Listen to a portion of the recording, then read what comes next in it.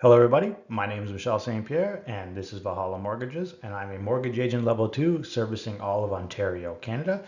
If you have any mortgage questions regarding your residential mortgage, whether it's a refinance, purchase, switch, buying your first investment property, owing taxes, or just a second opinion on the situation that you're in, please follow up with me. My calendar link is in the description below, so you can book directly to my calendar. We can have a 10-minute call and figure out what's going on and how we can help you. This video today is a third installment of my how to purchase your first rental property. Now, this one is geared towards first-time home buyers. Yes, you can be a first-time home buyer and buy a multi-unit property or a single unit home that has a granny suite in the basement or on the main level. There's lots of options here to help you bolster up your ability to qualify because we can use that additional income from the units. And there are some restrictions that we have to focus on too to make sure that you actually can qualify and use the income and that you have the down payment all set up accordingly. So let's move forward and take a look at these options.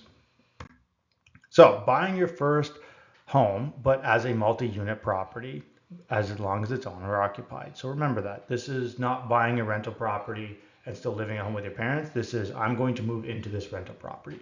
That's what this presentation is designed for. So one of the things to keep in mind up front, you don't need 20% down. So you don't need a 20% down payment for multi-unit properties under 500,000, pardon me, under a million, as long as you're moving into it. So if there's a vacant unit and you're moving into that vacant unit and that's where you're going to be living, you can get away with less than 20% down. So the minimum down payment rules exist. And there's a couple more for multi-unit that we're going to go over in the next slide, but this is a little bit of a refresher. So if it's a duplex or a single family, this is the policy for down payment. So it's 5% minimum down payment up to 500,000, and then anything above 500,000, it's 5% for the first 500, and then 10% for the 500 to a million remaining part there. So less than 20% down. Now, there are some other rules to keep in mind. When it comes to triplexes and fourplexes, the minimum down payment is 10%. So in a duplex, you can still do 5%. In a single family with a granny suite, you can still do 5% down payment. But if you're looking for a triplex or a fourplex, it is now 10% minimum to begin with, okay? So that's important to remember. Now, let's go over some of the details about how this works. So let's look at single family home with a granny suite first. So if you're going to buy a single family home with a granny suite, the granny suite has to meet certain conditions to be allowed for you to be allowed to use that income from that granny suite to help you qualify. Number one, has to have a separate entrance, a separate bathroom, and a separate kitchen. Those three are required. Now, if you're missing one of those, we can look at a program called Purchase Plus Improvement. So the Purchase Plus Improvement program is a mortgage strategy and a mortgage program where you can borrow money from the lender to do some updates on the home. There's certain time frames, certain updates that they'll allow. But let's say you have the separate entrance and you have the separate kitchen, but you're just missing the bathroom in the basement. So let's just say that. You can actually borrow the money from the lender and have it incorporated in your mortgage to install that bathroom to make it a granny suite that they will allow you to use the income for. 100% doable policy.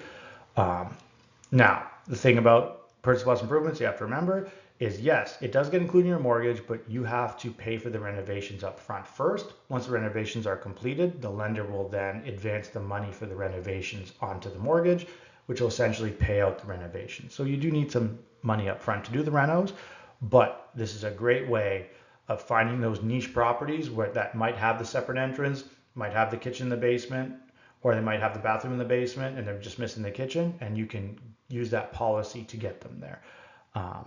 Once again, this follows the same down payment strategy of the 5% under 500,000 and then the 10% above 500,000 for a single family. Duplex, of course, has to be registered duplex and 5% down minimum, same restrictions as previously.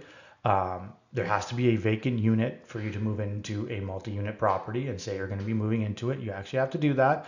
Um, if it's not vacant right off the hop, there has to be paperwork in place to show that it will be vacant at closing or shortly after closing.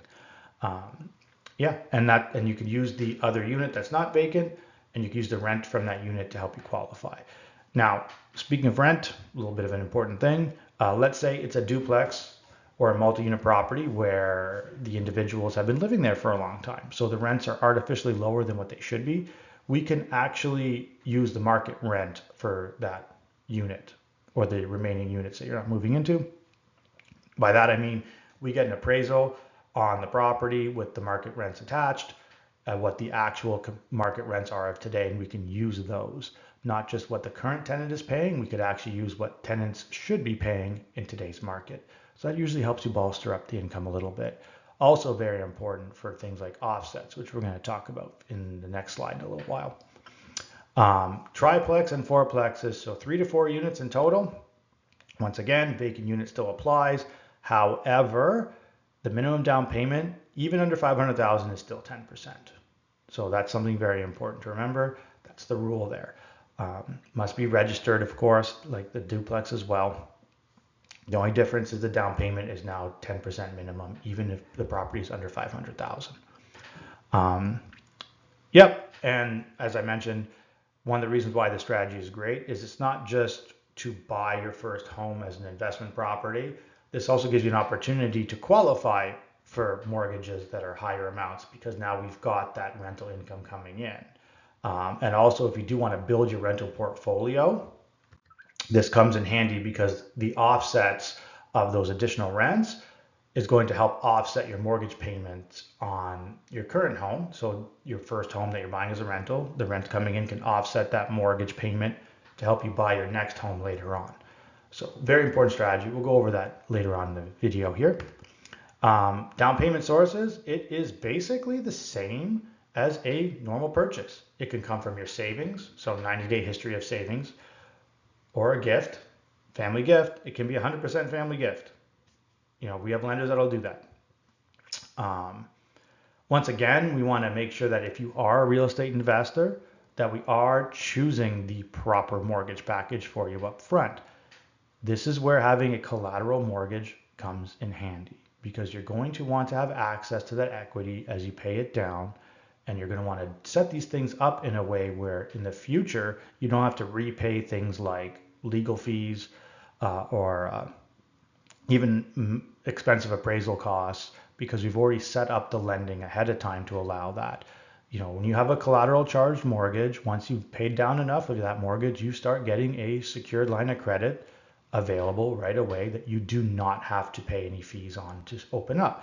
If you set these mortgages up improperly or deal with the wrong lender right at the beginning, then you have to switch lenders or you have to do a second mortgage option with another lender, which can cause you fees. You might have to break your existing mortgage and pay a penalty, or you might have a line of credit secured to your home, but since it's not with the same lender and it wasn't set up properly to begin with under a collateral charge, you're now paying additional charges for legal fees and appraisals that you could have avoided if we would have done the mortgage properly at the beginning. Always deal with a mortgage expert when we're doing this. One of the reasons why I love working with Scotia and TD and Manulife for these kinds of things, because they have great products already set up for your investing future. Offset, something to keep in mind. So I've gone over this in my previous video, but remember, if you are a real estate investor, you're going to want to be mindful of the term offsets, because if you want to buy additional properties after you close on this one, so let's say you've bought your triplex, you're living there for a year, you're enjoying living there, but now you want to start a family and you want to buy your next property. You don't want to sell this triplex because it is making good money, it's cash flow positive, you have some equity in it, and you want to invest in real estate in general. Or let's say you see another opportunity to buy another duplex and you're like, hey, why don't I just move out of this one, buy that next duplex, it has a vacant unit, and just rinse and repeat that strategy of moving in, buying, and moving in, buying. You can do that. There's no rules against that. Intent on close is the main thing. And if you're moving in and you're staying there for a while and then you decide, hey, you know what? there's another opportunity. I've got some cash. I can go buy that other duplex down the street or that triplex. You can do that. No rules against it. This is why the word offset comes in handy. Because as I mentioned in my previous videos, if you're ever wondering how someone has so many properties in their portfolio, it's because many of them, or at least the lenders they're working with, understand the term offset. Offset is the ability for the rent coming into your rental property to offset the mortgage payment. Okay? So I've shown you an example here, a really simple one, but this is how rental offsets work. So let's say the lender has a 50% rental offset. That means that you're allowed to use 50% of the rental income to offset the mortgage. So what does that mean? Simple example. Let's say your rent coming in is $3,000 a month. Let's say your mortgage is $1,500 a month. I can take 50% of that rent, which is $1,500, to offset or cancel out or remove the mortgage payment. So 1,500 minus 1,500 is zero. So now I've successfully offsetted that mortgage off of my mortgage applications in the future, right? Any lender in the future who uses a 50% offset with those calculations will say, okay, that rental property doesn't hurt your ability to borrow. It doesn't help your ability to borrow, but also doesn't hurt your ability to borrow. It's netting out to zero. That's great.